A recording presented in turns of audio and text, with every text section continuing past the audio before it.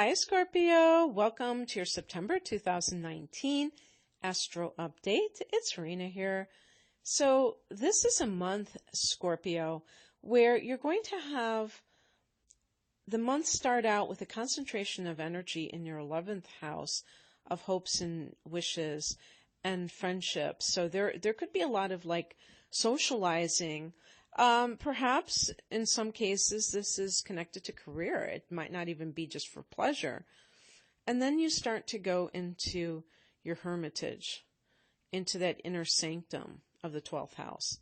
So it's kind of like the tale of two, I was going to say the tale of 2 months, but actually two different types of energies within 1 month.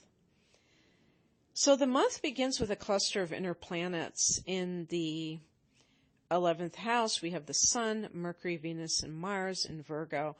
And for you, that's the 11th house. And actually, the new moon has recently been in that house back in the latter part of, the new moon, it was actually late August.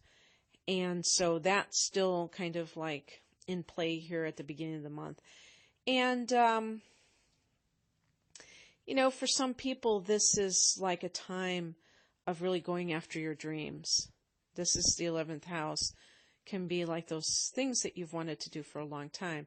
Now, the late astrologer Jane Spiller calls this the luckiest house, or I don't think she coined the phrase, but she talks about making new moon wishes in this particular house, and definitely, about all of this, the transits that are going through here and the new moon. Actually, that's for the end of August, but you might be watching or listening before the end of August, so you can still do that then.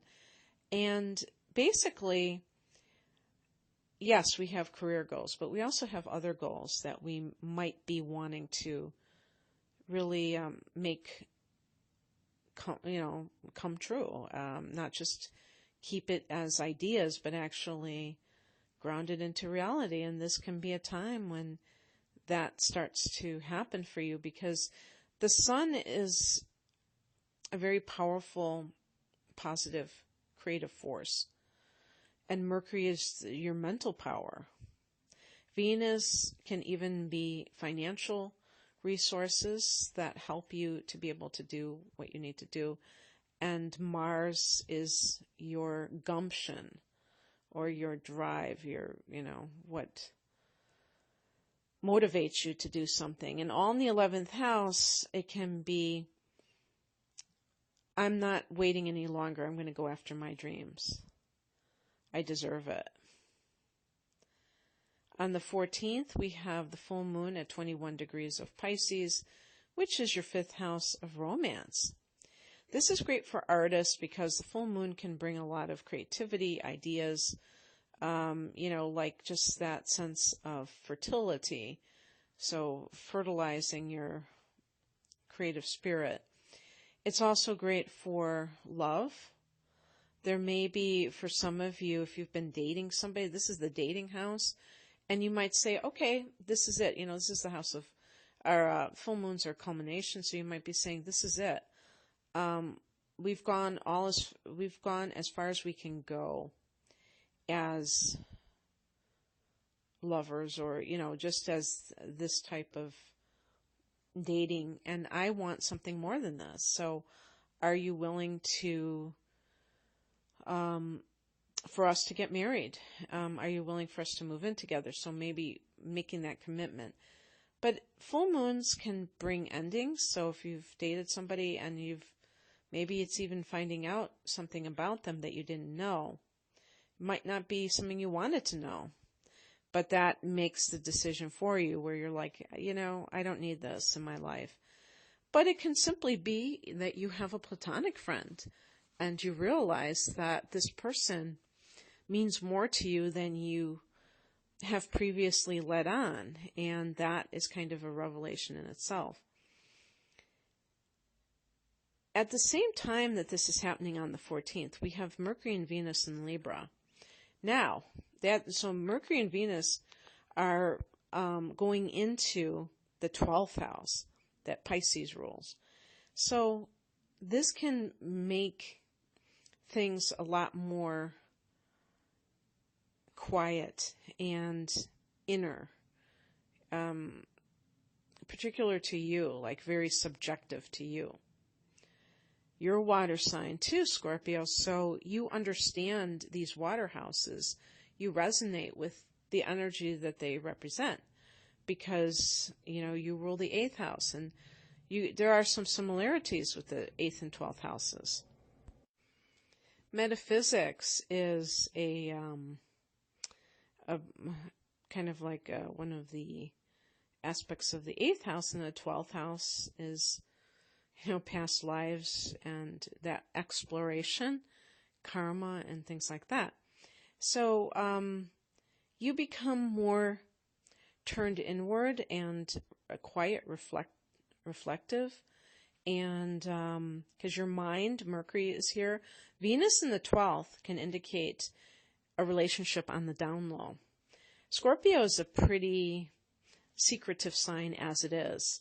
So you can keep a good secret, and you don't really like other people knowing your business. So it's possible when Venus was in the 11th house that you met somebody through your friends, but you don't want them to know that you guys are dating because you don't want that kind of scrutiny. So you're kind of keeping it under wraps.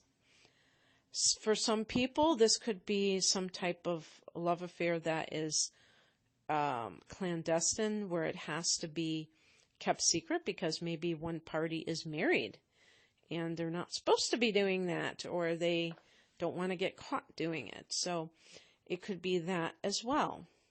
On the 18th, Saturn goes direct in Capricorn, and this is your 3rd house.